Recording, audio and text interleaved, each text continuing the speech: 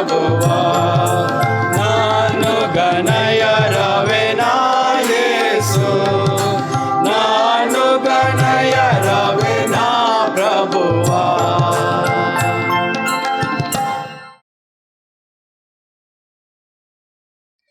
యెహోవా దేవుడు చాలా గొప్పవాడండి. మనం పోయిన వారం మనం చెప్పుకున్నట్లు మన దేవుడు మన ప్రార్థనలు ఆలకించి ఉన్నారు. చాలా మటుకి చాలా రాష్ట్రాలు ఈ లాక్డౌన్ని తొలగించి ఉన్నారు. కొంతమంది ముఖ్యమంత్రులు మరి దేవాలయ ప్రార్థనా మందిరాలు ద్వారాలు తెరవాలని చెప్పేసి చెప్పి ఉన్నారు. అంతేకాకుండా మరి ముఖ్యంగా 8వ తారీఖు తర్వాత ప్రార్థనా స్థలాలు, దేవాలయాలు సమస్తము కూడా కూడి వారి సంఘాల్లో ప్రార్థన చేసుకోవచ్చని చెప్పేసి ఒక ప్రకటన ఇచ్చి ఉన్నారు. దేవుడు చేసిన మేలులకి మనం చాలా స్తుతులు చెల్లించుకోవాలండి. యెహోవా దేవునికి మనకి ఏమి కావాలి, మన అవసరతలు ఏంటి అన్నీ కూడా ఆయనకి చక్కగా తెలుసు. అయితే మనం యోహాను 13:23 చూసుకున్నట్లయితే దేవుడు మనల్ని ఎంతగానో ప్రేమిస్తానని చెప్పేసి చెప్పి ఉన్నారు. అయితే మరి మనం కూడా యోహాను గారు ఏ విధంగా దేవుని యొక్క సాతిని అంటుకొని ఆయన చెంత చేరి జీవించారో ఆ విధంగా మనం కూడా జీవించాలని చెప్పేసి నేను కోరుకుంటున్నాను. అయితే మరి ఈ కరోనా మరామరిలో మనందరినీ కూడా దేవుడు చక్కగా తన రెక్కల కింద, కోడి తన పిల్లలను ఏ విధంగా తన రెక్కల కింద దాచి కాచి కాపాడుతుందో అదేవిధంగా మన యెహోవా దేవుడు కూడా మనందరినీ కాచి కాపాడి ఉన్నారు. మరి వచ్చే వారము తప్పనిసరిగా మనం మన సంఘాలలో కూడి మన దేవాలయంలో కూర్చుని మనం ఈ పాఠం చదువుకోవచ్చు, మనం పాటలు పాడుకోవచ్చు, మనం దేవుణ్ణి స్తుతిగానములు చెల్లించుకుని ఆయన వాక్యమును మనం మనసు పూర్తిగా నేర్చుకోవచ్చని చెప్పేసి నేను దృఢంగా నమ్ముచున్నాను. అయితే ఆ విధంగా జరిగినట్లు యెహోవా దేవుడు మనల్ని అందరినీ కూడా దీవించును అని చెప్పేసి నేను అనుకుంటున్నాను. మనం అందరం కలిసి చిన్న ప్రార్థన చేసుకుందామండి. అయితే కండ్లు మూసుకున్నట్లయితే చిన్న ప్రార్థన చేసుకుందాం. పరలోకముందున్న యెహోవా తండ్రి, కృపల దేవ, మా పాలిట రక్షక యేసయ్య తండ్రి, గడిచిన కాలమంతను మమ్మల్ని కాపాడి తండ్రి, మరి ముఖ్యంగా ఈ వారమంతటిలోని మాతో ఉండి మా పనులందును, మా ఆలోచనలందును, మా బిడ్డలందును, మా సమస్తమును కాపాడి మమ్మల్ని ప్రేమించిన యెహోవా దేవా, నాయన మా కొరకు ఏర్పరిచిన ఈ దినము కొరకై మీకు ఎన్నో వందనాలు చెల్లించుకుంటున్నాం. నాయన ఈ ఉదయకాలము ఇక్కడ మేము చేరి ఈ పాఠమును నేర్చుకుంటుండగా తండ్రి, నాయన మాకు కావలసిన తెలివిని, జ్ఞానమును అనుగ్రహిస్తారని కోరుచున్నాం తండ్రి. నాయన మాకు ఇచ్చిన ఈ మంచి వార్తకాయ ప్రకటనకాయ మీకు ఎన్నో వందనాలు చెల్లించుకుంటున్నాం. మరి 8వ తారీఖు తర్వాత మా దేవాలయాల ద్వారాలు తెరిచి మేము కూర్చుని మేమందరము కూడా సంఘముగా ప్రార్థించుటకు మీరు మాకు అనుగ్రహిస్తున్న సహాయంకై మీకు లెక్కలేని వందనములు తండ్రి. మరి ఒకసారి ఇక్కడ చేరి ఉన్న ప్రతి ఒక్క బిడ్డను మీరు పేరు చొప్పున దీవించి కాపాడుతారని మా ప్రభు అయిన క్రీస్తు పుణ్యనామను వేడుచున్నాం తండ్రి, ఆమేన్. అయితే మరి ఈ ఉదయకాలమందు మనం 10వ పాఠము నేర్చుకునిచున్నామండి. దీని ముఖ్య అంశం ఏంటంటే చరిత్రగా బైబిలు. మరి కంఠత వచనము నిర్గమాణకాండము 22, ద్వితోపదేశ కాండము 5:6 నుండి తీయబడ్డాయండి. అయితే ఈ విధంగా ఈ కంఠత వచనము రాయబడి ఉన్నది. నీ దేవుడైన యెహోవాను నేనే దాసుల గృహమైన ఐగుప్తు దేశములో నుండి నిన్ను వెలుపలికి రప్పించుదనని దేవుడు చెప్పి ఉన్నారు. యెహోవా దేవుడు పలికి ఉన్నారు. ఎందుకంటే ఆయనే మనల్ని సృష్టించిన ఆయనే మన దేవుడు, ఆయనే మన రక్షణకర్త, ఆయనే మనకి అన్ని విషయాలను తోడు నీడ అని చెప్పేసి నేను గమనించుతున్నాను. ఇక్కడ ఈ వాక్యము చెప్పినట్లు ఆయనే మన యెహోవా దేవుడు, ఆయనే మనకి అన్ని స్వేచ్ఛలు కూడా అనుగ్రహిస్తారని చెప్పేసి నేను నమ్ముచున్నాను. యెహోవా మనందరినీ కూడా ఎంతగానో ప్రేమించి ఉన్నారు. అయితే మరి మనం ఈ ఉదయకాలం నేర్చుకోవాల్సిన పాఠము ఏంటంటే చరిత్రగా బైబిల్. మనం చూసుకున్నట్లయితే ప్రతి ఈ దేశానికి కానీ, ప్రతి స్థలానికి కానీ, లేకపోతే ప్రతి వ్యక్తిలోని కానీ, తర్వాత ప్రతి గ్రంథానికి కానీ ఒక చరిత్ర అన్నది చాలా ముఖ్యము. అంతేకాకుండా మన సంస్కృతి గురించి కానీ, మన గ్రంథాల గురించి కానీ, మన కుటుంబాల గురించి కానీ, మన సంస్కృతిని గురించి కానీ అన్నిటికీ ఒక చరిత్ర అనేది ఈ లోకంలో ఉన్నదండి. అదేవిధంగా బైబిల్ కూడా ఒక చరిత్రగా మనం నేర్చుకోవచ్చు. ఎందుకంటే బైబిల్లో చాలా విషయాలు మన కొరకు ఇవ్వబడి ఉన్నవి. అయితే ఇక్కడ రాసిన ప్రకారము బైబిల్ చరిత్రలో నిర్మింపబడినది ఒక సంపూర్ణమైన ఆరంభముతో ఒకే దిశలో సరడి రేఖవలే బైబిల్ చరిత్ర దశల వారీగా, అనగా దేవుడు సమస్తమును సృష్టించి దానికి ఒక నిర్దిష్టమైన గురిని ఏర్పరిచి ఆయన రెండవసారి తిరిగి వచ్చినప్పుడు భూమిని తిరిగి తన పూర్వస్థితికి తీసుకొని వస్తాడు అనే చరిత్రతో ముందుకు సాగిపోతుంది అని చెప్పేసి బైబిల్ గురించి చెప్పి ఉన్నది.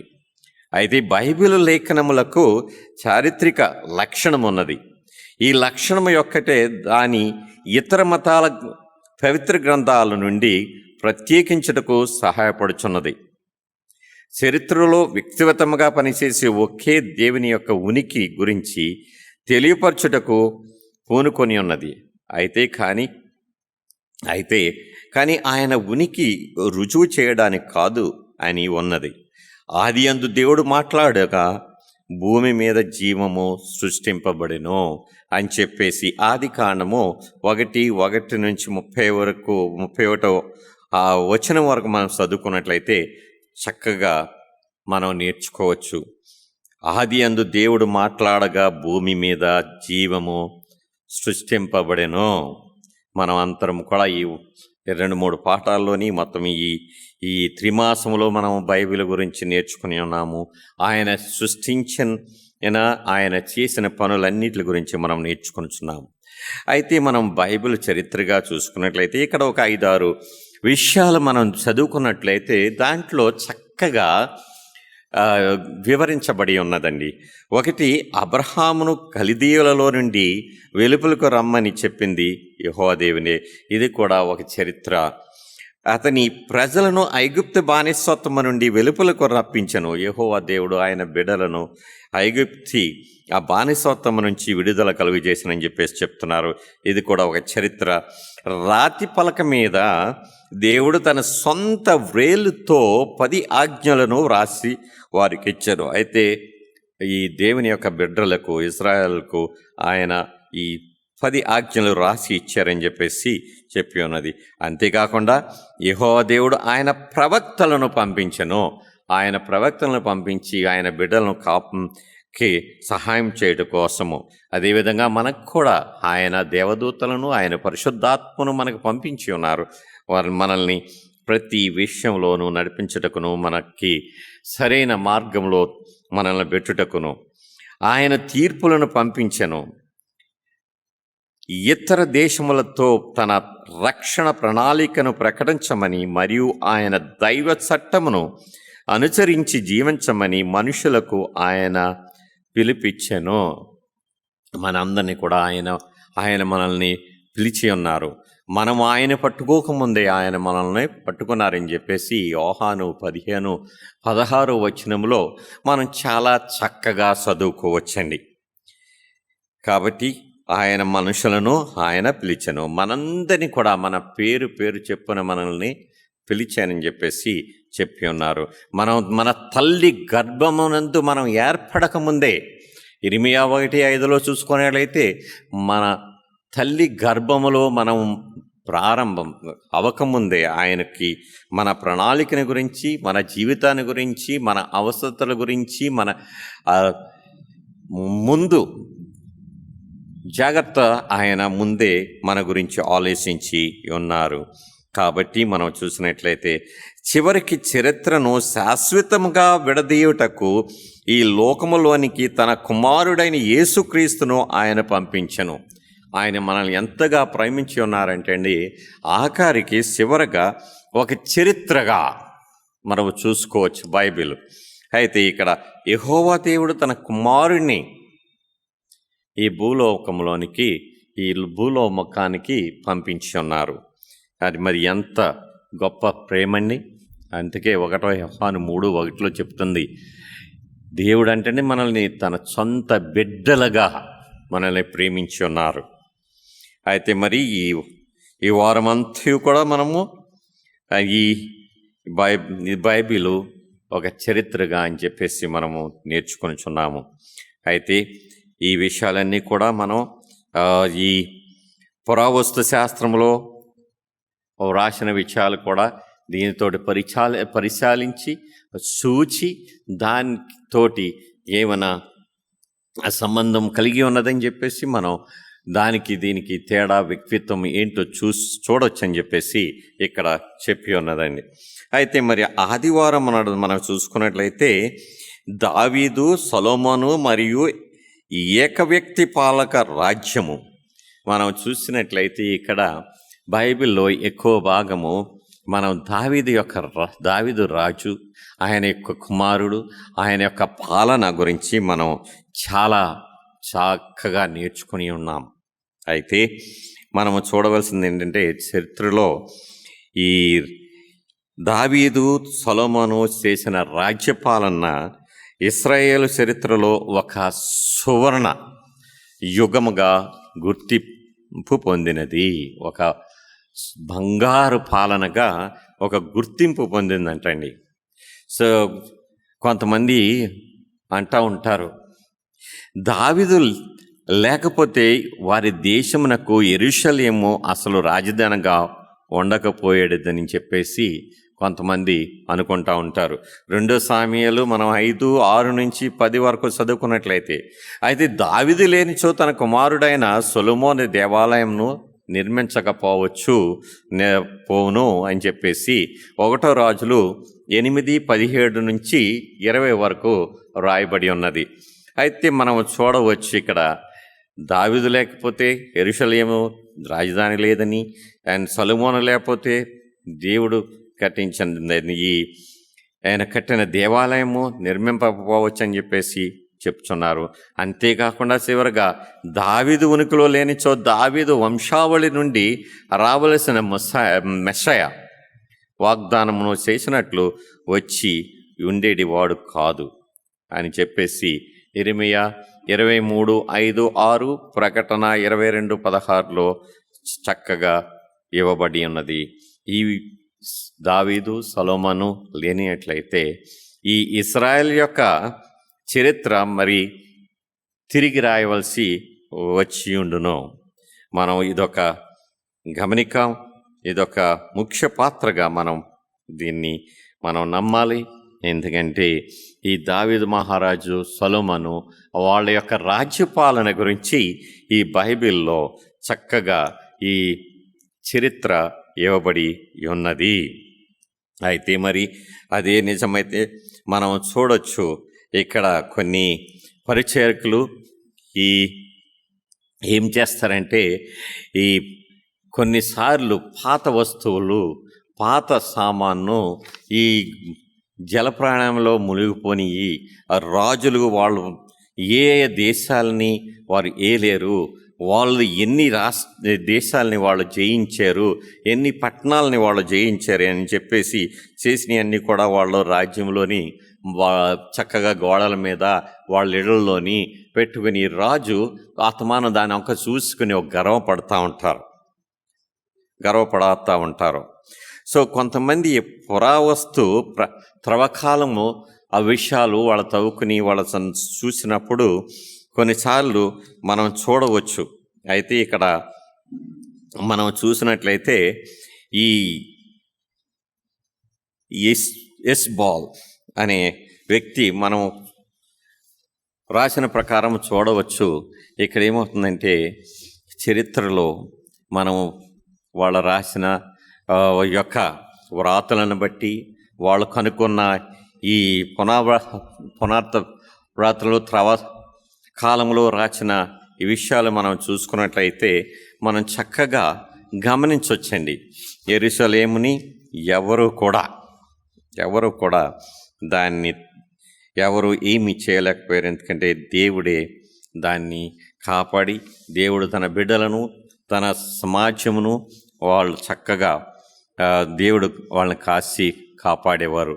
అయితే ఆ వ్రాతలను దమస్కు రాజైన హజియేలు ఇశ్రాయేలు రాజు మీద రాజైన దావీదు గృహం మీద సాధించిన విజయమునకు చిహ్నముగా వ్రాయబడినవి. ఈ విధంగా దావీదు రాజు యొక్క వంశం గూర్చి బైబిలులో వ్రాయబడిన సంగతులు పురావస్తు త్రవకాలములో బయటపడుట ద్వారా అవి నిజమని తెలియటేయగాక బైబిల్ చెప్పినట్లు దావీదు అనే రాజు చరిత్రలో కూడా ఉనికిలో ఉన్నట్లు ఒక బలమైన ఆధారము లభించినది. అయితే మరి మనము చూసుకున్నట్లయితే ఇక్కడ చూడొచ్చు, వారు చదివిన చదువులను బట్టి, వాళ్ళు తవ్విన వస్తువులను బట్టి, వాటి మీద ఉన్న ఆ అక్షరాలను బట్టి, ఆ బొమ్మలను బట్టి, ఆ చిత్రాలను బట్టి దావీదు అనే రాజు ఒక ఆయన ఉన్నాడు, ఆయన కూడా ఉనికిలో ఉన్నాడని చెప్పేసి మనం నేర్చుకోవచ్చు. అదొక చరిత్ర.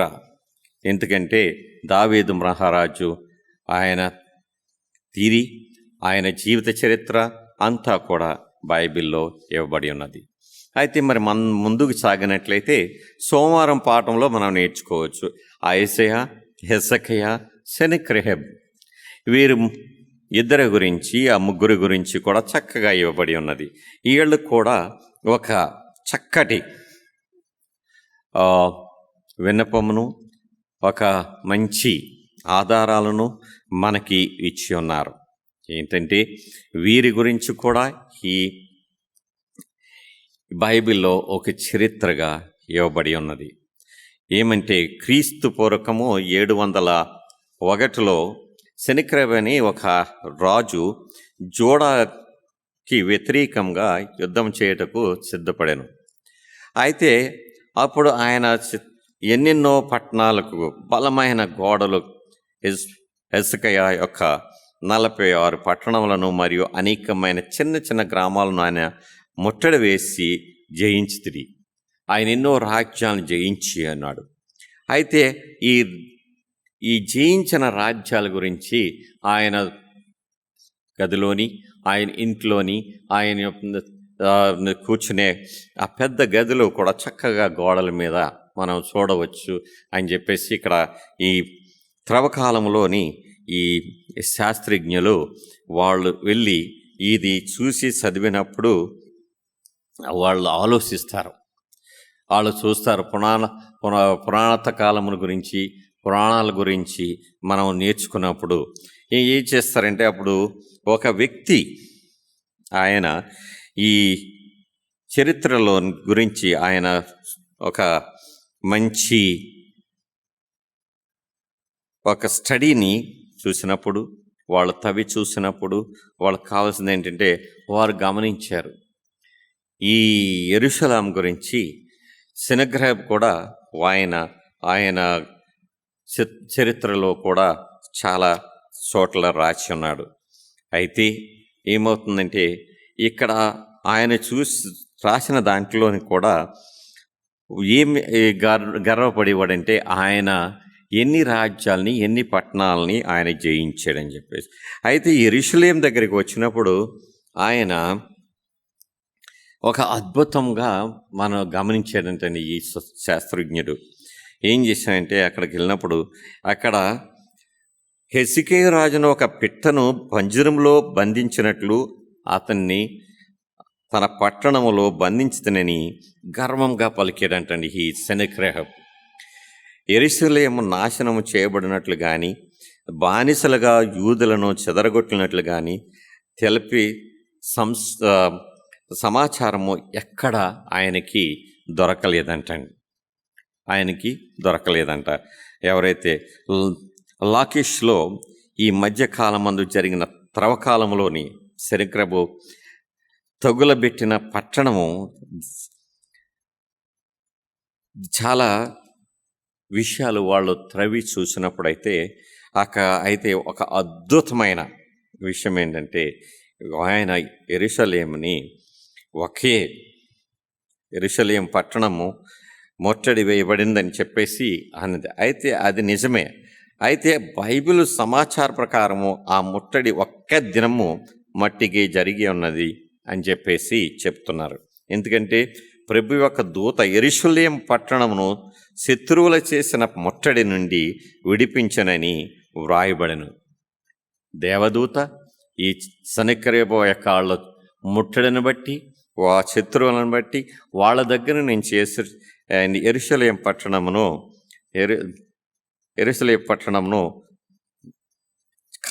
కాపాడినట్లు ఇక్కడ వివరించబడి ఉన్నది చరిత్రలో.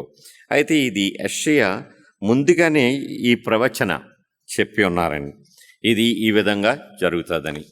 కాబట్టి అషూర్ రాజును గూర్చి యెహోవా సెలవిచ్చిందేమనగా, అతడు ఈ పట్టణంలోకి రాడు, దాని మీద ఒక బాణమునైనను ప్రయోగింపడు, ఒక్క కేడమునైనను దానికి కనపరచడు, దాని ఎదుట ముట్టడి దిబ్బ కట్టడు, ఈ పట్టణం లోపలికి రాక తాను వచ్చిన మార్గముని అతడు తిరిగిపోవును. ఇదే యెహోవా వాక్. నా నిమిత్తమును నా సేవకుడైన దావీదు నిమిత్తమును నేను ఈ పట్టణమును కాపాడి రక్షింతును అని చెప్పి యెషయా 37, 33 నుంచి 35 వరకు వచనాల్లో మనం చదువుకోవచ్చు. కాబట్టి ఇక్కడ చూసినట్లయితే ఈ అషూర్ రాజు గురించి రాయబడింది ఏంటంటే, ఆయన ఏదైతే వచ్చాడో అదే ఆయన ఒక బాణమును కానీ ఒక అంబులు కానీ ఏది కూడా యెరూషలేం పట్టణంను ముట్టదని చెప్పేసి చెప్పి ఉన్నాడు. దేవుడు అషూర్ రాజులు చేసిన యుద్ధ దాడులను ఇక్కడ ఏమని చెప్పిందంటే అండి, దేవుడు అషూర్ రాజులు చేసిన యుద్ధ దాడులను దురాక్రమణను చూశాడు. దేవుడు హెజెకియా చేసిన ప్రార్థన విఫలం విని ఉన్నాడు. దేవుడు చరిత్రలో పని చేయుచున్నాడు అని చెప్పేసి మనం గమనించవచ్చు ఇక్కడ. ఎందుకైతే ఈ అషూర్ రాజు, సెనెక్రెహబు వీళ్ళందరూ కూడా వారు ప్రయత్నాలు వారు చేసి ఉన్నారు. అయితే దేవుడు ఈ యెరూషలేముని, ఆ పట్టణమును కాపాడి ఉన్నారు. అదేవిధంగా మనము కూడా గమనించినట్లయితే యెహోవా దేవుడు మనల్ని కాపాడి ఆయన మన యందు ఉన్నప్పుడు మనకు కానీ మన బిడ్డలకు కానీ మన సంఘస్థులకు కానీ ఎవరికి కూడా ఏ దెబ్బయు కలగదు, ఏ దెబ్బ కూడా తలగదు మన దేవాలయాలకు కానీ.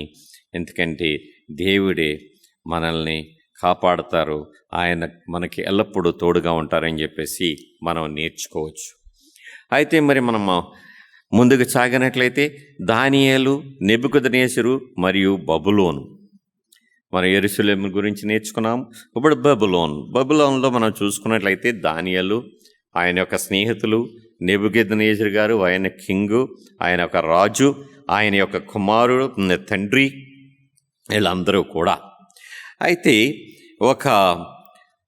ఈ జూలై 2001లో వినయాన్ విశ్వవిద్యాలయమునకు చెందిన ఒక విద్యావంతుడు బ్రిటిష్ వస్తు ప్రదర్శనశాలలో అనగా మ్యూజియంలోని ఒక పథకమున మీద పని చేయుచుండగా బబులోను రాజు అయిన నెబుకద్నెజరు కాలమున అన్నాటి ఒక రాతి పలకను చూశాడంటండి.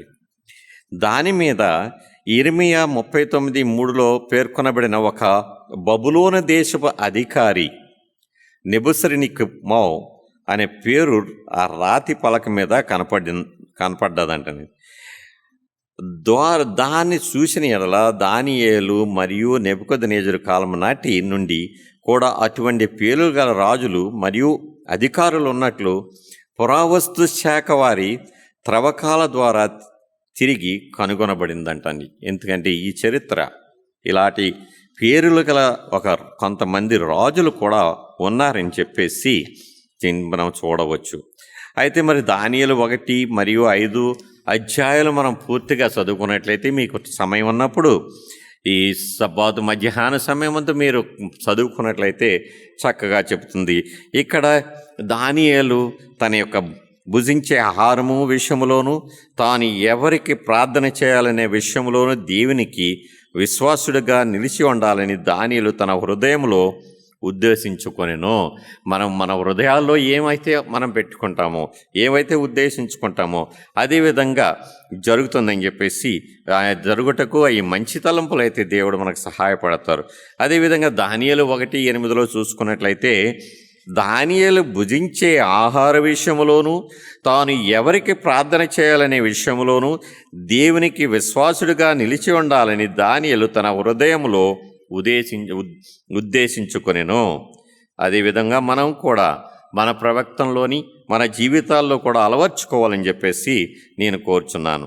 ఆయన చిన్న వయసులోనే తన అనుభవంలో ఏర్పడిన ఈ మంచి లక్షణాలు తన జీవితమంతా చాలా చక్కగా నడిపించబడి ఆయన ఆ విధంగా జరగటం వల్ల ఆయన గుణగణాలు దేవుడికి ఎంతో ఇష్టముగా ఉండి దానియేలు యొక్క ప్రార్థనలు, ఆయన చేసిన పనులు ఆయనకి మంచి ఇష్టముగా ఉన్నవండి.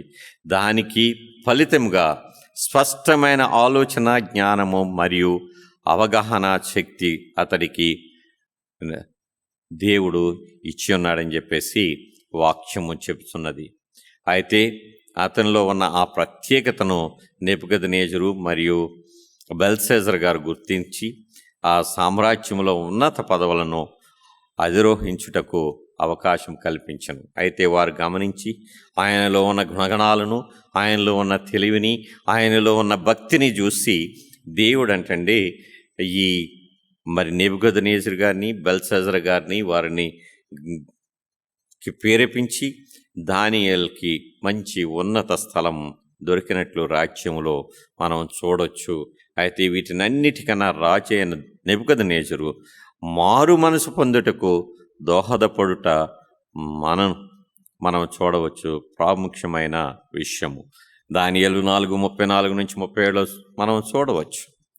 అయితే మరి అదేవిధంగా మనం చూసుకున్నట్లయితే ఇక్కడ చూడొచ్చు దానియేలు గురించి, నెబుకద్నెజరు ఆ రాజు గురించి, మరి ఆయన యొక్క ఆ బబులోని గురించి కూడా బైబిల్లో ఒక చరిత్రగా వ్రాయబడింది, లిఖించబడి ఉన్నది.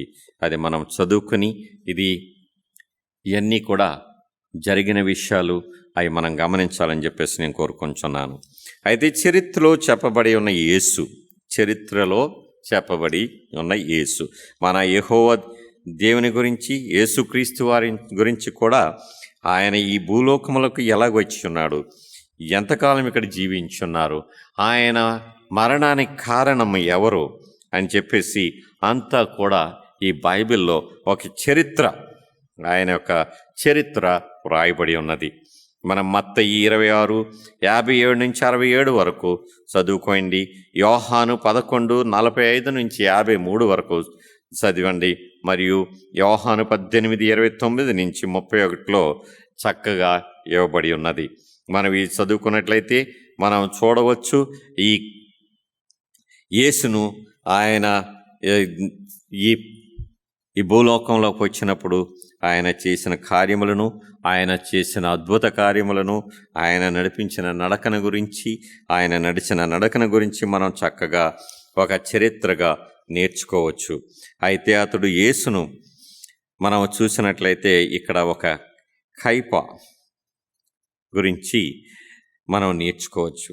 ఎందుకంటే ఈ కైప ప్రధాన యాజకుడు అతడు యేసును చంపవాలని కుట్రపూర్వకంగా బలవంతం చేయించినవాడు. ఈ కైప దేవుని ఏదో రకంగా చంపాలని యేసుక్రీస్తు అని చెప్పేసి ఈ కైపాని గురించి యూదాయు చరిత్రకారుడైన జోసెఫ్ రోమియల్ రాసి ఆయన ఈ చరిత్ర గురించి ఆయన చెప్పి ఉన్నాడు. అయితే మరి 1990లో ఒక కుటుంబమునకు చెందిన సమాధిని యెరూషలేమునకు దక్షిణ వైపున ఉన్న ప్రాంతంలో కనుగొనిరి. అందులో ఎముకలతో నిండిన ఉన్న ఒక 12 పెట్లు కనుగొన్నారంటండి. అవన్నీ కూడా ఈ క్రీస్తు శతాబ్దం 1వ శతాబ్దములకు సంబంధించిందంటండి. ఇందులోనంట కొన్ని ఎముకలు దొరికినాయి అంట ఈ పెట్టెల్లోని. అక్కడ చూసినట్లయితే ఈ చక్రవర్తి అయిన లిబ్రియో అధికారం క్రింద ఉన్న యూదాయు అధిపతి అయిన పిలాతు పేరు లిఖించబడింది శిల్పాశాసనంలో గమనించారంటండి. అది చూసిన తర్వాత 1961 కనుగొన్న ఆ విధంగా 2 విషయాలు యేసు మరణం చుట్టూ ఉన్న ప్రాధాన్యమైన మనుషుల పేర్లు చరిత్రలో ఉన్నట్లు దృఢపరచబడుతున్నారు. ఇక్కడ చూపి ఉన్నట్లయితే ఎవరైతే ఈ త్రవ్వకాలం గురించి వారు త్రవి చూసి ఈ పెట్టెలను కనుక్కున్నప్పుడు అందులో ఉన్న దొరికిన ఎముకలను బట్టి వారు గమనించి అందులో యేసుక్రీస్తు వారి యొక్క జీవితం గురించి, ఆ శిలువ గురించి, ఆయన యొక్క సంపటానికి ప్రయత్నించిన వారి పేర్లందరూ కూడా ఇక్కడ చక్కగా రాయబడ్డది అని చెప్పేసి ఒక చరిత్రగా మనం చూడవచ్చు. యేసుక్రీస్తు వారు మొదటి 2 శతాబ్దాల్లో జీవించిన లౌకిక చరిత్రకారులు కూడా నజరేయుడైన యేసును గూర్చి మాట్లాడి ఉన్నారు. రోమా చరిత్రకారుడైన టక్టిన్స్ క్రీస్తును గూర్చి రాస్తూ లిబ్రియో పరిపాలన కింద అధిపతిగా ఉన్న పొంతిపిలాతు యొక్క అనుమతితోనే క్రీస్తు సంహరించబడినని చెప్పి ఉన్నది. ఆయన ఈ ద్వారా యేసుక్రీస్తు వారిని వారు చంపారని చెప్పేసి మనం చక్కగా ఇక్కడ చరిత్రలో చూడవచ్చు. ఈ చరిత్ర అంతా కూడా మనం నేర్చుకున్నట్లయితే మనం చూడవచ్చు మానవులు కొన్నిసార్లు ఏ విధంగా ఈ పనులు చేస్తారో, ఏ విధంగా ఈ అన్యాయానికి తోడ్పడతారో. యేసుక్రీస్తు వారు ఆ పరలోకమును వదిలి ఈ భూలోకములకు మన కొరకు తండ్రి ఆయన కుమారుని పంపించారు. అయినప్పటికీ మనం ఏం చేసామంటే మన ఈ భూలోకంలో ఆ సమయంలో జీవించిన వారు ఆ యేసుక్రీస్తు వారినే చంపాలని చెప్పేసి ఈ కైఫా ఆయన స్నేహితులు అందరూ కుట్రతో ఆయన్ని చంపించారు. ఆ చరిత్ర కూడా బైబిల్లో ఇవ్వబడి ఉన్నది. అయితే మరి మనం చూసుకున్నట్లయితే చివరిగా విశ్వాసము మరియు చరిత్ర. మన విశ్వాసము మరి చరిత్ర. మనం శూన్యంలో జీవించము. మనం తీసుకునే ప్రతి నిర్ణయాలు కూడా మనం ఏ విధంగా జీవిస్తున్నాము, మనం ఏ పనులు చేస్తున్నాము, మన నడవడికి వేరే వాళ్ళకి మాదిరికరంగా ఉంటాయండి. అందుకే మనం ఏ పని చేసినప్పటికీ కూడా మనం నమ్మకంగాను చేయాలండి. ఎటువంటి కుట్ర లేకుండా. మరి ముఖ్యంగా మనం అందరం కూడా దేవుని బిడ్డలము. మనం చేసే ప్రతి పని కూడా తేట తెల్లాలంగా ఉండాలి. మర్మము లేకుండా మనం చూడాలి. అయితే మనం ఇక్కడ బైబిల్లో కొంతమంది వ్యక్తులు దేవుని కొరకు ఏమి చేశారో మనం చూడొచ్చు. కాబట్టి మీకు సమయం ఉన్నప్పుడు హీబ్రీలు రాసిన 11వ అధ్యాయము 1 నుంచి 40 వరకు మీరు చదివినట్లయితే యేసుక్రీస్తు వారిని వెంబడించిన వ్యక్తులు వారి జీవిత చరిత్రలు మనం ఇక్కడ చక్కగా చూడవచ్చు. అయితే మనం చేసే ప్రతి కార్యమును మనము చదువుకున్నప్పుడు ఈ వీళ్ళ చేసిన ఈ దైవ గ్రంథంలో ఇచ్చిన వారి యొక్క పేర్లు, వారు చేసిన కార్యాలు, వారు చేసిన పనులన్నీ కూడా మనం చక్కగా నేర్చుకుని వారి గుణపాఠాలు మనం నేర్చుకుని వారిలో ఉన్న మంచితనమును మన జీవితాల్లో అలవర్చుకోవాలని చెప్పేసి నేను కోరుచున్నాను. అయితే ఇక్కడ హనోక్ గురించి, అబ్రహాం గురించి, సారాయి గురించి, యోసేపు గురించి, మోషే గారి గురించి, రాహుబు మరి సంసోను గారి గురించి చక్కగా వ్రాయబడి ఉన్నది. విశ్వాసమునందు కేవలం దేని మీద మనం దృష్టి పెడతామో అదేవిధంగా ఎంతోమంది మనం చేసే పనులను బట్టి, మన జీవితాలను బట్టి వారు అలవర్చుకుంటారు. చేసే ప్రతి క్రియ దేవుని వాక్యమును నమ్మడము, దానికి ఆధారంగా ఉండాలని చెప్పేసి నేను కోరుకుంటున్నాను.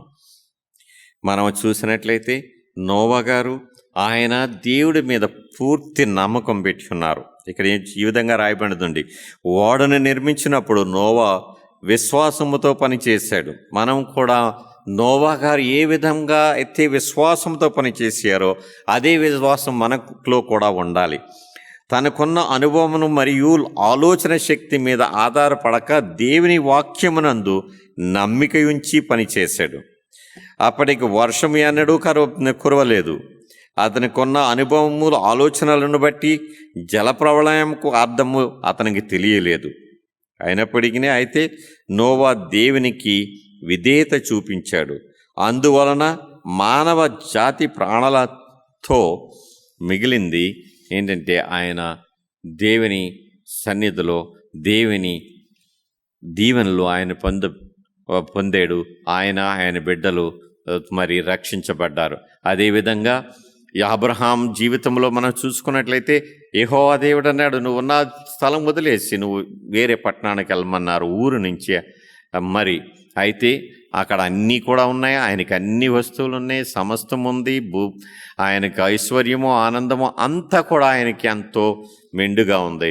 అయినప్పటికీ యేసుక్రీస్తు వారు పిలిచి, యెహోవా దేవుడు పిలిచి నువ్వు ఇక్కడ నుంచి మీరు వేరే చోటకి వెళ్ళు అని చెప్పేసినప్పుడు ఆయన రెండో ఆలోచన లేకుండా చక్కగా అక్కడి నుంచి బయలుదేరి యెహోవా చూపించిన మార్గమునకు బయలుదేరి ఆ ఊరికి ఆ దేశానికి బయలుదేరి వెళ్ళి ఉన్నాడు. అయితే మరి అలాగెళ్ళినప్పుడు యెహోవా దేవుడు తన్ని మెండుగా దీవించి ఉన్నారు. ఆయన ఎంతో మరి దేవునికి మరి విశ్వాసులకు తండ్రిగా నియమింపబడ్డారు.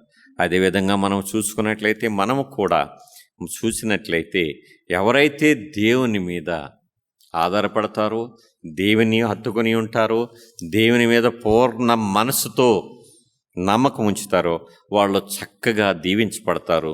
మెండుగా మన కుటుంబంలో అందరూ కూడా దైవ దీవెనలు పొందుతారని చెప్పేసి నేను కోరుచున్నాను.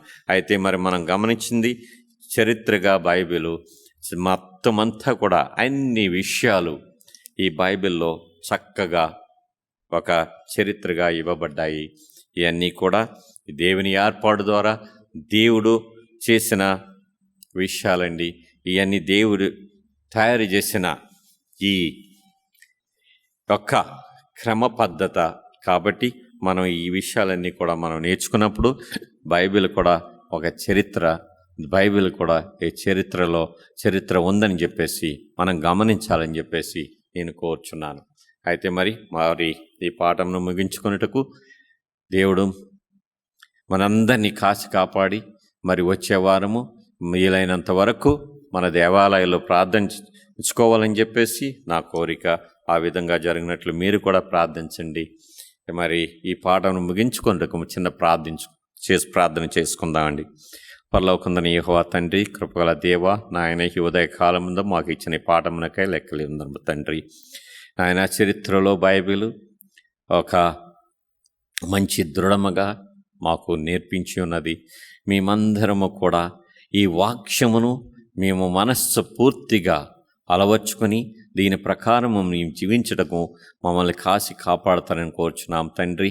నాయన మమ్మల్ని ఎల్లప్పుడూ మేము రెక్కల కింద కాసి కాపాడి నాయన మీ దేవాలయంకు మమ్మల్ని తీసుకొచ్చి వచ్చేవారము మేమందరము కూర్చుని కూటాములుగా మేము పాటలు పాడుకుని మీ వాక్యమును నేర్చుకున్నట్టుకు మాకు సహాయపడతారని మా ప్రభు అయిన యేసు క్రీస్తు పుణ్యనామమున వేడుచున్నాం తండ్రి. ఆమెన్.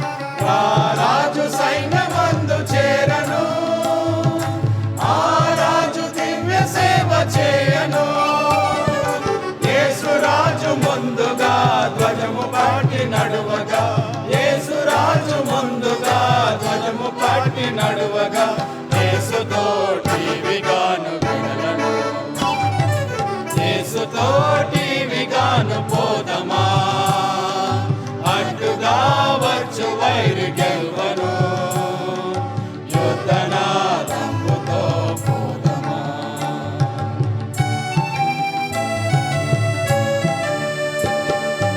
విశ్వాస కవచమును ధరించుచు, ఆ రాజు నాగమదిని నిల్పుచు, విశ్వాస కవచమును ధరించుచు, ఆ రాజు నాగమదిని నిల్పుచు, అనుదినంబు శక్తిని పొందుచున్న వారమై, అనుదినంబు శక్తిని పొందుచున్న వారమై, యేసుతోటి విగాను వెడలను, యేసుతోటి విగాను పోదమా, అడ్డుగా వచ్చు వైరి గెల్వను, యుద్ధనాదంబుతో పోదమా.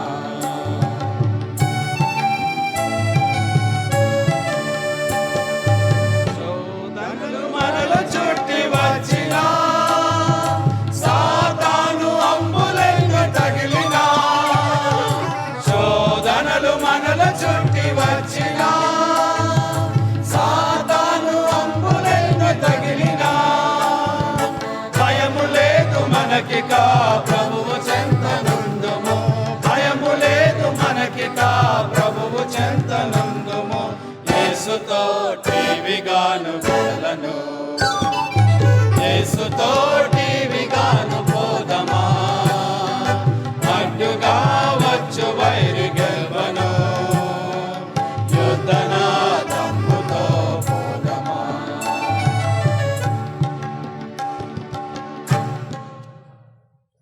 ప్రభువునందు ప్రియమైన దేవుని బిడ్డలారా, మీ అందరికి కూడాను ప్రభువు నామందు శుభము.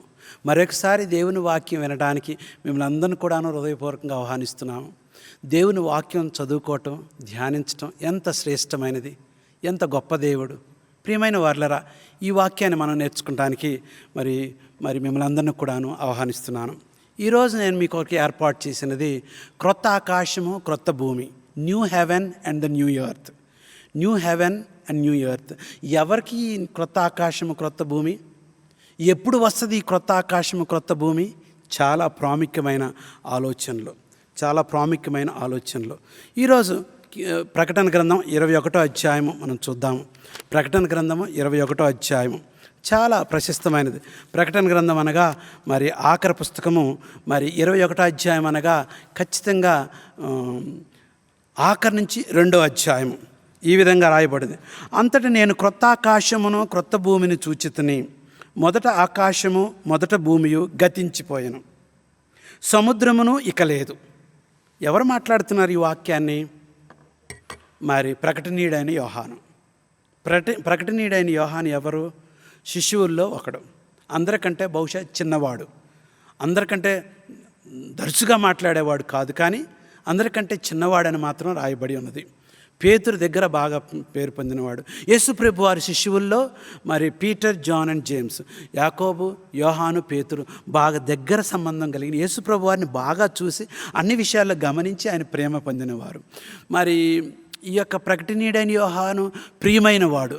ప్రకటనీయుడైన యోహాను వాళ్ళ అమ్మ నాన్న జబదీ, మరి అంతేకాకుండా సలోమి, వీళ్ళిద్దరు కూడాను భార్య భర్త ఒక మంచి గ్రామం నుంచి వచ్చారు. మరి ఒక సందర్భంలో యేసుప్రభు దగ్గరికి అన్నదమ్ములిద్దరిని కూడాను తీసుకొని వెళ్ళి, అయ్యా వీళ్ళిద్దరు నిన్ను వెంబడిస్తున్నారు, వీళ్ళు నిన్ను బాగా నమ్ముకున్నారు, కాబట్టి ఒకళ్ళని నీ కుడివైపు ఎడమవైపు కూర్చోమని మరి రికమెండేషన్ ఇచ్చినప్పుడు యేసుప్రభు వారు మీరేం అడుగుతున్నారో తెలియదని చెప్పినారు. సో ఆ బ్యాక్గ్రౌండ్ నుంచి వచ్చినాడు. కానీ ఆయన రాసిన గ్రంథము గాస్పుల్ ఆఫ్ జాన్, లోగోస్, ప్రేమ గురించి, సంబంధాల గురించి, యేసుప్రభు గురించి బాగా అర్థం చేసుకున్నది ఎంతో అద్భుతమైన వాక్యం. ఈ జాన్ ద బెలవుడ్, ప్రియమైన యోహాను, ప్రకటనీయుడైన యోహాను, దైవత్వం కలిగిన ఈ యొక్క యోహాను, మరి పద్మస్ దీవిలో ఉన్న యోహాను, అపోస్తుడైన యోహాను ఈ విధంగా రాస్తున్నాడు. మరి ఆయన పద్మస్ దీవిలో మరి చివరి ఆఖరి యొక్క కళ వచ్చినప్పుడు నేను ఒక క్రొత్త ఆకాశమును క్రొత్త భూమిని. మీరు 20వ అధ్యాయం ప్రకటన గ్రంథం చూసినట్లయితే మిలీనియం 1000 ఏళ్ల పరిపాలన. 1000 ఏళ్ల పరిపాలన ఎప్పుడు ప్రారంభమవుతుంది? ప్రభు రెండోసారి వచ్చినప్పుడు. అసలు ప్రభు ఎన్నిసార్లు వస్తారు ఈ లోకానికి? మానవుడు పాపం నిమిత్తము మొదటిసారి ఏమో పసికందు వలె కన్యగర్భాన్ని జన్మించి బెత్లెహేంపురంలో యోధా గోత్రంలో ఆయన 33.5 సంవత్సరాలు ఈ లోకంలో జీవించాడు. శిలువ మరణమై పునరుద్ధానుడై పరలోకానికి వెళ్ళాడు. మన పాపానికి ప్రాయశ్చిత్తం చెల్లించాడు. రెండవసారి వచ్చినప్పుడు ఆయన ప్రియమైన వారిని పరలోకానికి తీసుకువెళ్ళటానికి, తీర్పంతా కూడాను పరిశీలన చేయడానికి. అర్థమవుతుందండి? రెండోసారి ఆయన మేఘారుడై వస్తాడు. అందరూ చూస్తుండగా వస్తాడు. గొప్ప శబ్దముతో వస్తాడు. ఆయన వచ్చినప్పుడు సమాధులు పెకలించబడతాయి. మరణించిన వారు తీగలేగిస్తారు. ఆయన రెండోసారి వస్తాడు. కొడవలు పట్టుకొని వస్తాడు. ఆయన మూడవసారి వస్తాడు. ఎప్పుడు? 1000 ఏళ్ల పరిపాలన ముగించిన తర్వాత. ఎందుకు వస్తాడు? ఆ తీర్పులో ఏది నిర్ణయించారో దాన్ని ఖచ్చితంగా పనిలో పెట్టడానికి. ఫలాని తీర్పు ఏంటంటే సాతానుడు అగ్నిగంధకములో మరణించాలి, ఆ శిక్ష విధించడానికి వస్తాడు. ఇది 3 సార్లు వస్తాడు. ఆయన మూడోసారి వచ్చినప్పుడు ఈ విధంగా రాయబడి ఉన్నది. ఆ యొక్క 1000 ఏళ్ల పరిపాలన అయిపోయింది. పరలోకంలో ప్రతి గ్రంథాన్ని మనం పరిశీలించి చూసాము. ఆయన తిరిగి పరలోకం నుంచి దిగి వస్తాడు. మనందరము కూడా ఆయనతో దిగి వస్తాము. అప్పుడు సాతానుడు అనుచరులు నశింపజేయబడతారు. ఈ విధంగా జరిగిన తర్వాత ఇదిగో క్రొత్త ఆకాశమును ఎవరు చూస్తున్నారు? ప్రకటనీయుడైన యోహాను. దాదాపు 90-96 సంవత్సరాలు ఉంటూ ఉంటాయి ఆయనకి. చాలా పెద్ద వయసు కలిగిన ఆయన్ని పద్మస్ దీవిలోకి పంపించారు. రోమా యొక్క పరిపాలకులు ఆయన చంపడానికి ప్రయత్నిస్తున్నారు. ముఖ్యంగా ఆయన సమయంలో రోమన్ రూలర్ డొమిషియన్ అనే ఆయన ఉన్నాడు. క్రూరమైన చక్రవర్తి. క్రైస్తత్వం అనేది రాకూడదని ఆయన తీర్మానం చేసుకుని ఉన్నాడు. ఈ యొక్క అపోస్తుడైన ఈ యొక్క యోహాన్ని చంపడానికి ప్రయత్నిస్తూ ఉంటే ఆయన చావలేదు కాబట్టి మనుషులు ఎవ్వరు కనపడకోకుండా దూరమైన పద్మస్ దీవిలో ఎన్నో దూరంగా ఉన్న దాంట్లో పంపించాడు. అక్కడ పంపించిన తర్వాత దేవుడు ఆయన్ని ఆశీర్వదించి పరలోకపు దూతలు ఆయనకి సహాయపడుతూ ధైర్యం చెప్పుతూ తోడుగా ఉంటూ అనేకమైన మంచి దర్శనాలు వచ్చినప్పుడు ఈ వాక్యాలు రాయబడి ఉన్నాయి. ప్రియమైన వారలారా, ఎంత గొప్ప భాగ్యం ఈ వాక్యం చదువుకో. అంతటా నేను, అంటే 1000 ఏళ్ల పరిపాలన అయిపోయిన తర్వాత, అంతటా నేను ఈ సంగతులన్నీ జరిగిపోయిన తర్వాత, అంతటా నేను తీర్పంతా కూడా తీర్మానం చేసిన తర్వాత, అంతటా నేను నీతిమంతుల పరలోకంలో 1000 సంవత్సరాల దూతలతో దేవుని సింహాసనం ముందు వాళ్ళు సంతోషించిన తర్వాత, అంతటా నేను క్రొత్త ఆకాశమును క్రొత్త భూమిని చూచితిని. క్రొత్త ఆకాశమును క్రొత్త భూమిని చూచితిని. నీకు ఏదన్నా క్రొత్తది కావాలంటే నువ్వు ఇష్టపడతావా? పాతదాన్ని వదిలిపెట్టేసేసి క్రొత్తది కావాలంటే ఎంతో ఆశపడతాం. నేను ఒక చిన్న గ్రామంలో పెరిగాను. చిన్న గ్రామంలో పెరిగినప్పుడు ఆ గ్రామ వాతావరణం ఏంటంటే క్రైస్తవులకు ఎక్కువ పండుగలు ఉండవు. హిందువులకు ఉన్నట్లుగా మహమ్మదీయులకు ఉన్నట్లుగా క్రైస్తవులకు అందరికంటే పెద్ద పండుగ ఏంటంటే క్రిస్మస్, క్రొత్త సంవత్సరం. క్రొత్త సంవత్సరం రోజున మాకు జరిగేది ఏంటంటే మంచి పిండి వంటలు ఏర్పాటు చేస్తారు. బంధువులు వస్తారు. ఆడపిల్లలు ముఖ్యంగా ఇంటికి చేరుకుంటారు. అంతేకాకుండా అమ్మా నాన్న క్రొత్త దుస్తులు వారికి కొంటారు. అది చాలా, దాని కొరకు ఎంతో ఎదురు చూసేవాళ్ళం చిన్నప్పుడు. అది చాలా కొత్త అనుభవం. క్రొత్త బట్టలు వేసుకొని గుడికి వెళ్ళటం, క్రొత్త సంవత్సరంలో దేవునికి జీవితాన్ని సమర్పించుకోవడం. ఆ గ్రామం, పల్లెటూరు వాతావరణం, పండగ చేసే వాతావరణం అంటే నాకు చాలా ఇష్టం. క్రొత్తది. ఇల్లు శుభ్రంగా అలుగుతారు, డెకరేషన్ చేస్తారు, అంతది కూడా బూజులు తులుపుతారు. జీవితం అంతా కూడాను క్రొత్తంగా ప్రారంభించటం. ప్రియమైన వారలారా, బైబిల్ ఈ వాక్యం ప్రకారం చూసినప్పుడు 6000 సంవత్సరాలు పాపపు మురికితో భూమి ఉంటూ ఉండగా, 6000 సంవత్సరాలు సాతాను పరిపాలన ఉంటూ ఉండగా, 6000 సంవత్సరాలు రోగాలతో బాధలతో వ్యాధులతో ఉంటూ ఉండగా, 6000 సంవత్సరాలు మానవుడికి ఆనందదాయకమైన జీవితం లేకోకుండా ఉన్నప్పుడు దేవుడు ఇదిగో క్రొత్త ఆకాశమును క్రొత్త భూమిని చూశాను. ఇదేదో కల్పనా కథ కాదు. అనగనక ఒక రోజున్నాడు, ఆ రాజుకి 7 కుమారులు ఏటకి వెళ్ళ నో. ఒకానొకప్పుడు కాదు, తారీఖు లేకుండా కాదు, ఇది ఊహాలోకము కాదు, ఉద్దేశాలతో కూడింది కాదు. నేను చూశాను అని చెప్తున్నాడు ప్రకటనీయుడు. అనుభవంతో చెప్తున్నాడు, ఆశ్చర్యంగా చెప్తున్నాడు, దేవుని ప్రేరేపణ వల్ల చెప్తున్నాడు, నిజమైన సత్యాన్ని బోధిస్తున్నాడు, రాబో సంగతి చెప్తున్నాడు ప్రకటనీయుడైన యోహాను. నేను క్రొత్త ఆకాశమును క్రొత్త భూమిని చూచున్నాను. ప్రియమైన వార్లరా, it is an empirical evidence. జరిగింది, అది ఖచ్చితమని మనం తెలుసుకోవచ్చును. యోహానే చెప్తున్నాడు, యోహాను సువార్త మొదటి దాంట్లో రాస్తున్నాడు, మేము ఏమైతే చూసామో, ఏదైతే తాకామో, ఎవరితో అయితే స్నేహం చేశామో, ఎవరినైతే కనుగొన్నామో ఆ యేసు ప్రభువుని మీకు బోధిస్తున్నాము, ఆ యేసు ప్రభువుని మీకు పరిచయం చేస్తున్నాము, ఆ యేసు ప్రభువుని మనం ఎలుగెత్తి చెప్తున్నాము. ప్రియమైన వాళ్ళరా, క్రొత్త ఆకాశము క్రొత్త భూమి కల్పనా కథ కాదు. క్రొత్త ఆకాశము క్రొత్త భూమి ఎవరో ఊహలోకము కాదు. క్రొత్త ఆకాశము క్రొత్త భూమి కలకన్నది కాదు, ఆయన చూసింది చెబుతూ ఉన్నాడు. క్రొత్త ఆకాశము క్రొత్త భూమి. హైందవ మత సిద్ధాంతాల్లో మీ అందరికి కూడా తెలుసు, ఇట్ ఈస్ అ సర్కిల్ లాగా, ఒక చక్రం లాగా అన్నమాట. కర్మ సంసార, కర్మ సంసార. ఎక్కడ ప్రారంభము ఎక్కడ అంతం అనేది ఎవరికి కూడా తెలియదు. బ్రహ్మలో చేరతారు, బ్రహ్మ నుంచి పుడతారు. కానీ క్రైస్తవ జీవితంలో నువ్వు దేవుని అనుభవించిన తర్వాత ఆయనలో వెతకటం అనేది ఒక రోజున ఒక క్లైమాక్స్, ఒక చివరి భాగం ఏంటంటే ఉద్దేశంతో ప్రభు సన్నిధిలో పరలోకం చేరే అవకాశం దేవుడు మనకి దయచేయనై ఉన్నాడు.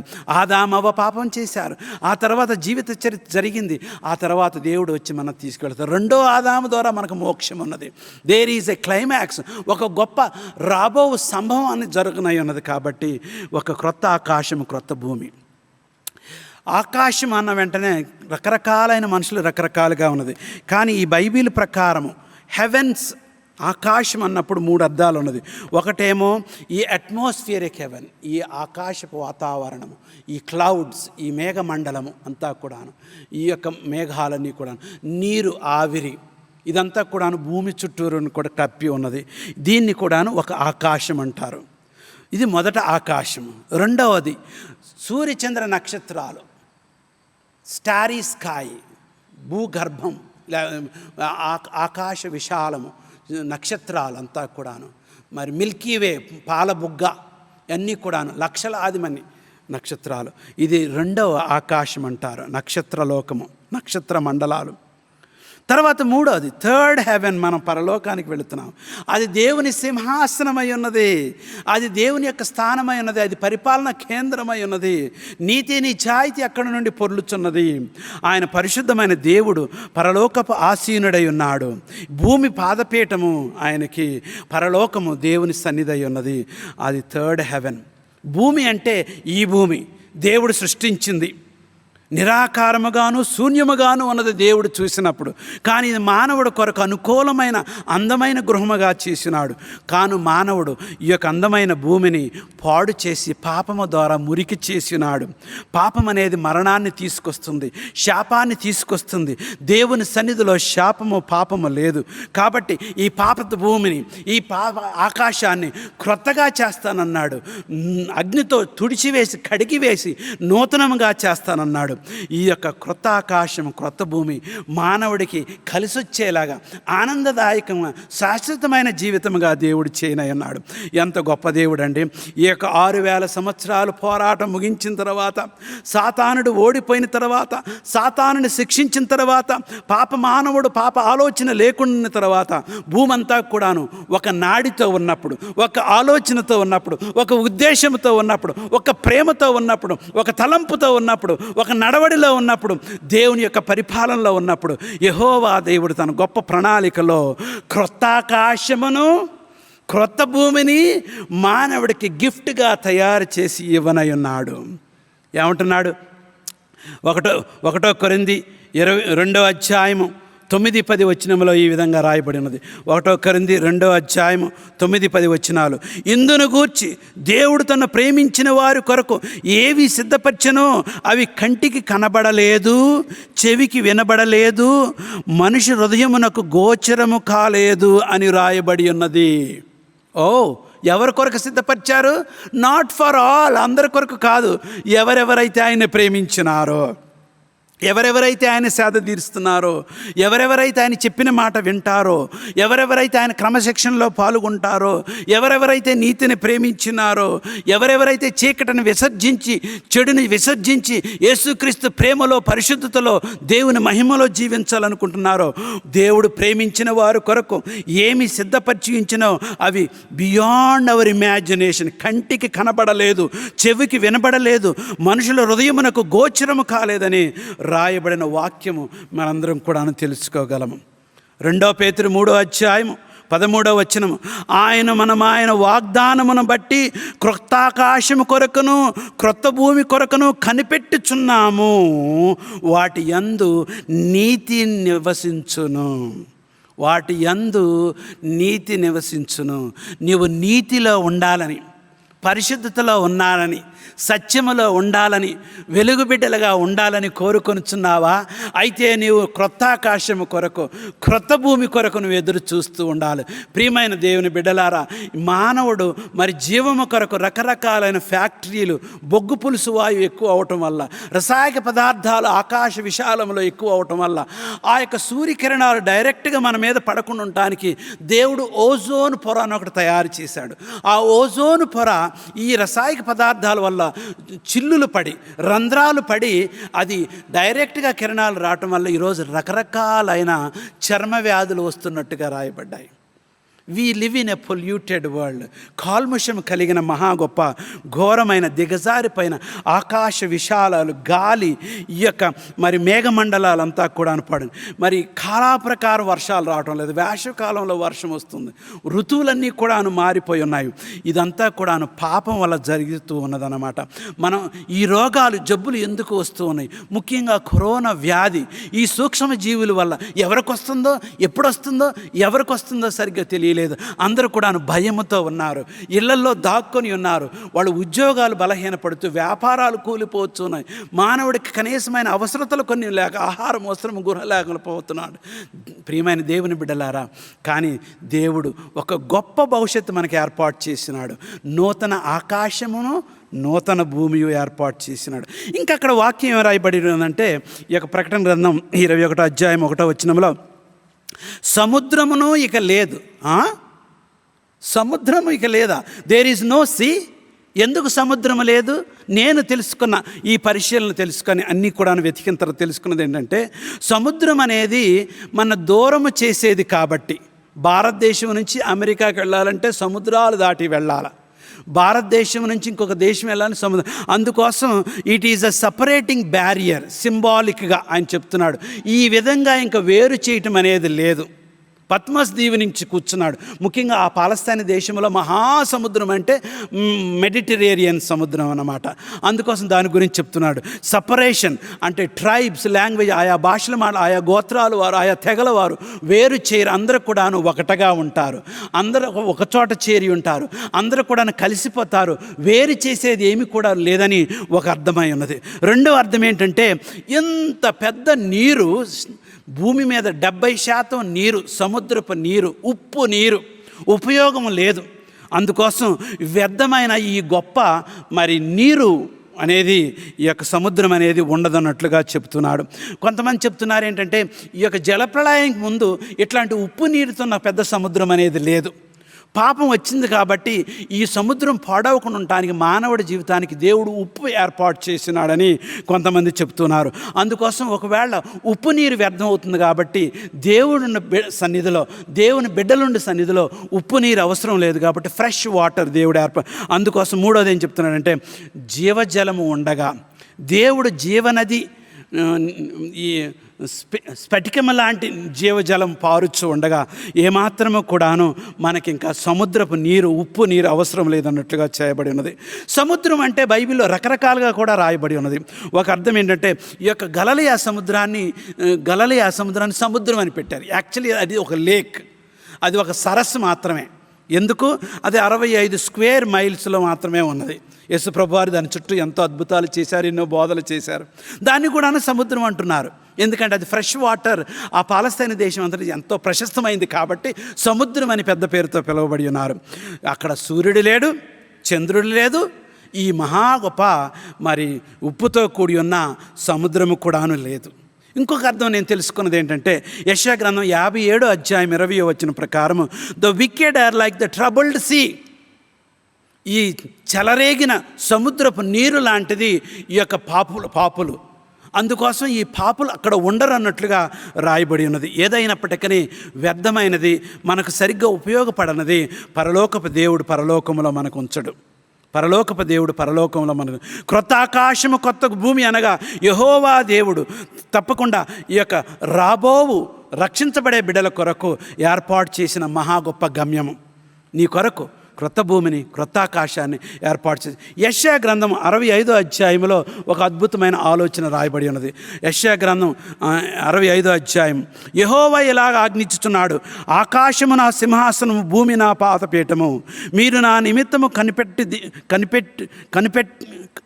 మీరు నా నిమిత్తము కట్టిన దేశించు ఇల్లు ఏ పాటిది అంటే, మరలా చదువుతున్నాను, ఆకాశము నా సింహాసనము, భూమి నా పాదపీఠము.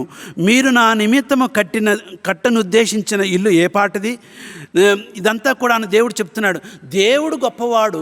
మానవుడు చేసిన పనులన్నీ కూడాను తాత్కాలికమైనవి. ఆయనతో పోల్చినప్పుడు మానవుడు పనులు ఏ పాటి కూడాను కాదు. దేవుడు ఉద్దేశించే దేశము, నూతన ఆకాశము, నూతన భూమి శాశ్వతమైనది. 2 పేతురులో చెప్తున్నాడు, new creation is in connection with the end time events. ఆఖరి రోజుల్లో సంభవించే మహా గొప్ప కార్యాల గురించి దేవుడు బోధిస్తూ ఉన్నాడు. Future home is of the saints and it is consumation of the scriptures. Bible అంతట్లో కూడాను దేవుడు మహా గొప్ప భవిష్యత్తుని, మహా గొప్ప ఇల్లుని, మహా గొప్ప పట్టణాన్ని దేవుడు మనకి ఏర్పాటు చేస్తున్నట్లుగా రాయబడినది. అక్కడ పాపం అనేది ఉండదు, అక్కడ ఆసుపత్రులు అనేది ఉండదు, అక్కడ అన్యాయం అనేది ఉండదు, అక్కడ కీడు అనేది జరగదు, అక్కడ చీకటి అనేది ఉండదు, అక్కడ బలహీనత అనేది ఉండదు. అద్భుతమైన దేవుడు, అద్భుతమైన దేశాన్ని దేవుడు మనకి ఏర్పాటు చేస్తూ ఉన్నాడు. It is an absolute reality. అది నిజమైన సత్యము, సత్యమైన సంభవం జరగనై ఉన్నది. It is not a pie in the sky. ఊహలోకంలో ఊహించేది కాదు. ఒక మాట చెప్పబడి ఉన్నది, యుటోపియా. యుటోపియా అనే మాట చెప్పబడి ఉన్నది. ఏమిటి యుటోపియా? ఊహలోకము. బాగా పవిత్రంగా, ఏ తప్పు లేకోకుండా స్పష్టమైన కంప్లీట్ స్థలం అనేది.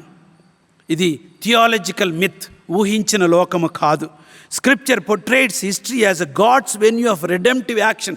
యెహోవా దేవుడు పని కలిగి ఉన్నాడు.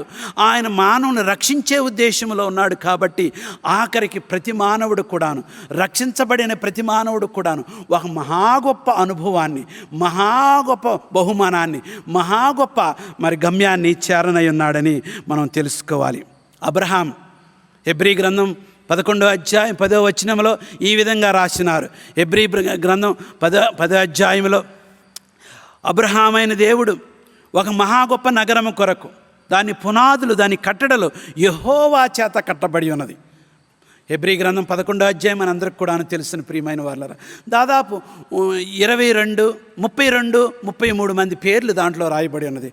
వాళ్ళందరికీ కూడాను నోబుల్ పీపుల్, శ్రేష్టమైన మహా పుణ్యపురుషులు, స్త్రీలు అక్కడ దాంట్లో పేరు కూడా రాయబడినది. వారు విశ్వాసంలో వీరులై ఉన్నారు.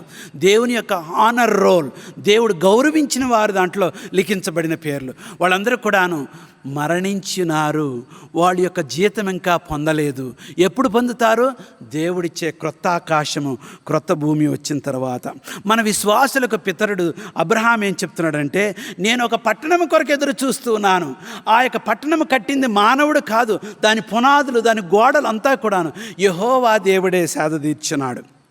ఈ రోజుల్లో మానవుడు ఈ యొక్క వైద్య జ్ఞానం పెరిగిన తర్వాత, ఈ యొక్క టెక్నాలజీ జ్ఞానం పెరిగిన తర్వాత, ఈ తలంపులన్నీ పెరిగిన తర్వాత మానవుడు అనుకున్నాడు, ఈ భూమి మురికిగా ఉంటే మరణాన్ని తప్పించుకోవడానికి మందులు కనిపెడతాము, మానవుడు క్షేమంగా ఉండటానికి, స్థిరకాలము జీవించడానికి వేరే గ్రహాలకు కూడా వెళ్ళవచ్చునన్నట్లుగా ప్రయత్నించాడు. అట్లాంటి ఊహలోకంలో జీవిస్తూ ఉన్నప్పుడు 1వ ప్రపంచ యుద్ధం వచ్చింది, 2వ ప్రపంచ యుద్ధం వచ్చింది, రోగాలు ఎక్కువయ్యాయి. మానవుడు అదుపులో లేకోకుండా ఒకళ్ళకు ఒకడు శత్రువు అయిపోయి ఉన్నాడు. ఈ ఊహలోకం అనేది కుప్పకూలిపోయింది. అయితే మానవుడికి, ఈ లోకం మీద జీవిస్తున్న మానవుడికి శాశ్వతమైనది ఏమిటి? శాశ్వతమైనది ఏమిటి? 1516లో సార్ థామస్ మూరే అనే ఆయన ఒక ఊహలోకం గురించి ఒక పుస్తకం రాశాడు. ఆ ఊహలోకంలో అందరూ కూడాను క్రమంగా ఉంటారు. ఆ ఊహలోకంలో తప్పుడు ఉద్దేశం ఏది ఉండదు. ఆ ఊహలోకంలో ఏ యొక్క అన్యాయం జరగదు అన్నట్లుగా ఉన్నది. కానీ ఆ ఊహలోకం ఎప్పుడు కూడాను రాలేదు, మానవుడు అనుభవించలేదు. ఇంకొక ఆలోచన వచ్చింది. జాన్ బన్యన్ జాన్ బన్యన్ అని మహా గొప్ప క్రైస్తవ పాస్టర్ గారు యేసుక్రీస్తు యొక్క సత్యాల గురించి బోధిస్తూ బైబిల్ చదవాలి, బైబిల్ సత్యమని ప్రకటిస్తున్నప్పుడు తల్లి సంఘం వారు అనగా కథోలిక్ సంఘం వారు బైబిల్ చదవటానికి వీలు లేదని ఆయన ఖైదీలో పెట్టినప్పుడు ఆయన ఖైదీలో కూర్చొని చక్కని గ్రంథం రాశాడు, ద పిల్గ్రిమ్స్ ప్రోగ్రెస్. ప్రయాణికుని యొక్క ప్రయత్నము అనగా పిల్గ్రిమ్స్ ప్రోగ్రెస్ ఏ విధంగా ఆయన ముందుకు వెళ్ళాడు.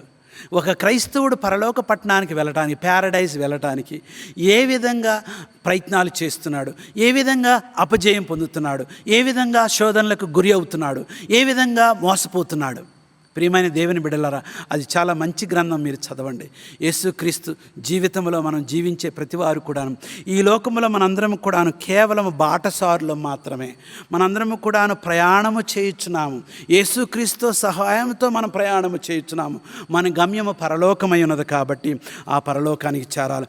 దేవుడు మనకి ఏర్పాటు చేస్తున్న క్రొత్త ఆకాశము, క్రొత్త భూమి, it's full of knowledge of the Lord as the water covers the see.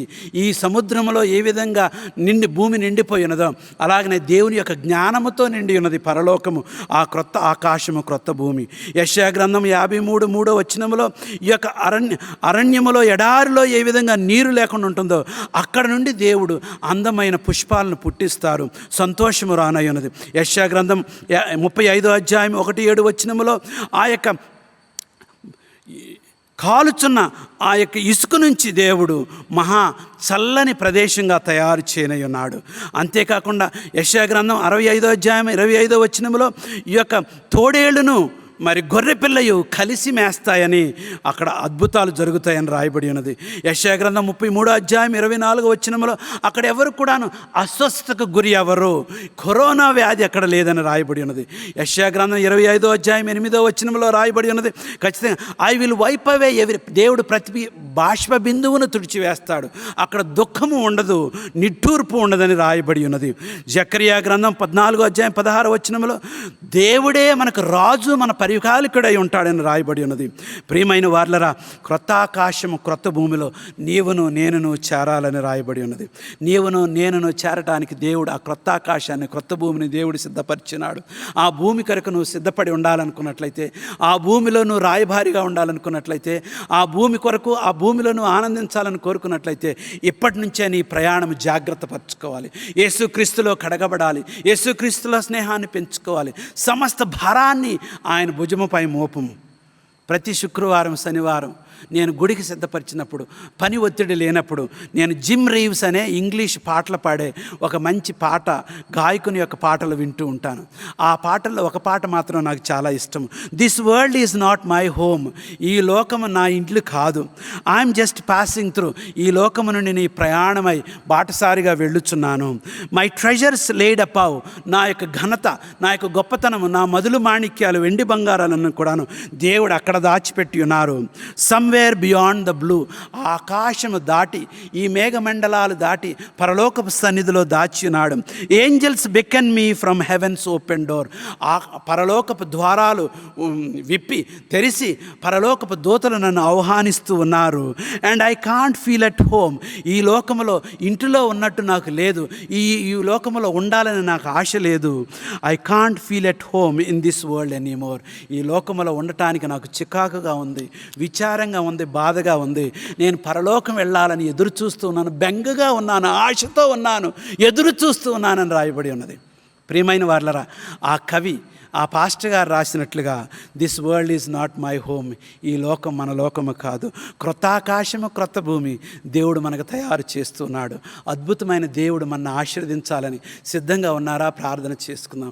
ఎక్కడ వారు అక్కడే ప్రభువు వైపు త్రిప్పండి. నీ మనసును త్రిప్పి దేవుని సన్నిధిలో, ప్రభువా నేను పాపిని, నీవు నాకు సహాయం చేయము, నన్ను నడిపించుము, నీ రాజ్యములో నన్ను చేర్చుకొనుము, నీ కాపుదలలో నన్ను ఉంచమని నువ్వు అడిగినప్పుడు దేవుడిస్తాడు. క్రొత్త ఆకాశము, క్రొత్త భూమి నీ రక్షణ భాగ్యము ద్వారా వస్తూ ఉన్నది. నీ రక్షణ యెహోవా దేవుడు ఉచితంగా దయచేయనై ఉన్నాడు. ఆయన సిలువపై మరణించి ఆయన సిలువ రక్తము ద్వారా ప్రియమైన వాళ్ళను నువ్వు కడగబడతావు. ఇది దేవుని యొక్క అద్భుతమైన ఆలోచన. దేవుడిచ్చే బహుమానాన్ని, ఈ దేవుని బహుమానాన్ని నువ్వు తిరస్కరించవద్దు, అంగీకరించము. రా, కదిలి రా, రా, నీవు దేవుని సన్నిధికి రా, రా, ప్రభువులో స్థిరపడము. దేవుని వెలుగులో నువ్వు ఆశీర్వదించబడటానికి దేవుడు నిన్ను దీవిస్తాడు. తిరిగి రా, ప్రార్థన చేసుకున్నాము. అబ్రహాము దేవా, ఇసాకు దేవా, యాకోబు దేవా, మమ్మల్ని ప్రేమించి సేద తీర్చి నడిపిస్తున్న దేవా నీకు స్తోత్రాలు. ఈరోజు కీర్తనలు ప్రకటన గ్రంథము 21వ అధ్యాయం 1వ వచనాన్ని మేము తీర్చుకొని ఉన్నాము. ప్రభువా, యెహోవా దేవుడు ఈ లోకములో ఉన్న విషయాలన్నిటికంటే అద్భుతమైన లోకాన్ని, క్రొత్త ఆకాశము, క్రొత్త భూమిని మాకు ఏర్పాటు చేస్తున్నాడు. మా యొక్క భవిష్యత్తు, మా యొక్క రానున్న జీవితము ఎంతో గొప్పది ప్రభువా. మా గమ్యము ఎంతో గణనీయమైనది ప్రభువా. ఆ యెహోవా దేవుడు ఆ చేస్తున్న గొప్ప ఆ యొక్క ఏర్పాట్లను మేము వ్యర్థము చేయకోకుండా మా హృదయాన్ని ప్రభువుకు సమర్పించి, ఆయన మాకు అందుబాటులో పెట్టిన రక్షణ భాగ్యాన్ని మేము అంగీకరించి, మా పాపాలని వదిలిపెట్టి, పాపపు మురికి జీవితాన్ని, చీకటి జీవితానికి స్వస్థపరిచి పరలోకం వెళ్ళడానికి మాకు సహాయం చేయను ప్రభువా. తల వంచిన బిడ్డలందరిలో ఎన్నో బలహీనతలు అంటూ ఉన్నాయి ప్రభువా, ఎన్నో అవసరతలు అంటూ ఉన్నాయి ప్రభువా, ఎన్నో కష్టాలంటూ ఉన్నాయి ప్రభువా, ఎన్నో కొరతలంటూ ఉన్నాయి ప్రభువా. నీ సన్నిధిలో మీరిచ్చిన భాగ్యాన్ని బట్టి అడుగుడి మీకు ఇవ్వబడును, తట్టుడి మీకు తెరవబడుని, వెదకడి మీకు దొరికి చెప్పబడిన ఆ మత్తయి సువార్త 7వ అధ్యాయంలో ఉన్న అభయాన్ని బట్టి నీ వాక్యాన్ని మేము కోరుకొనుచున్నాము. సహాయం చేయండి ప్రభువా. మా హృదయాలు నీ సన్నిధితో నింపండి ప్రభువా. మా చీకటిని పారదోలండి ప్రభువా. నీ కృపలో మమ్మల్ని భద్రపరచండి ప్రభువా. మమ్మల్ని, మా కుటుంబాలని, మా సంఘాలని, మా సంస్థల్ని, మా ఉద్యోగాలను మీరు కాపాడి నడిపించండి. నీ కృపలో భద్రపరచండి ప్రభువా.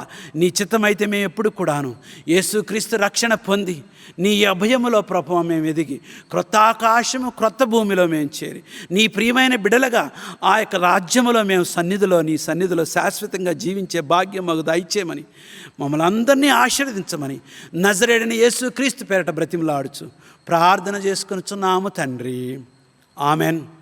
మన దేవుని యొక్క ప్రేమయు, రక్షకుడు యేసుక్రీస్తు వారి యొక్క కృపయు, పరిశుద్ధాత్మ యొక్క సహాయము, నడిపింపు బలము కూడి ఉన్న బిడ్డలందరికీ ఇప్పుడు ఎల్లప్పుడు సదాకాలము మేము పరలోక పొరిమేరలు చేరేంత వరకును సదాకాలము తోడైండును గాక. ఆమెన్. యెహోవా దేవుడు మీకు తోడుగా ఉండి మీ ప్రయాణం జయప్రదం చేయనుగాక.